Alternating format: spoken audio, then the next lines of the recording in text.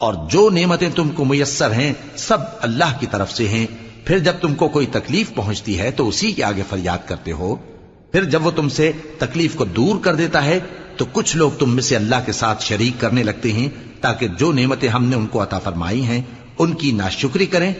تو مشرکو دنیا میں فائدے اٹھا لو، پھر ان قریب تم کو اس کا انجام معلوم ہو جائے گا.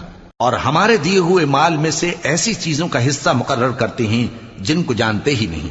کافرو اللہ کی قسم کہ جو تم جھوٹ باندھا کرتے ہو اس کی تم سے ضرور پرسش ہوگی. اور یہ لوگ اللہ کے لیے تو بیٹیاں تجویز کرتے ہیں، وہ پاک ہے، اور اپنے لیے بیٹے جو مرغوب دل پسند ہیں.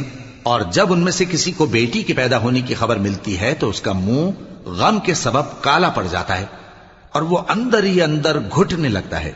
اور اس خبر بد کے سبب جو وہ سنتا ہے لوگوں سے چھپتا پھرتا ہے، سوچتا ہے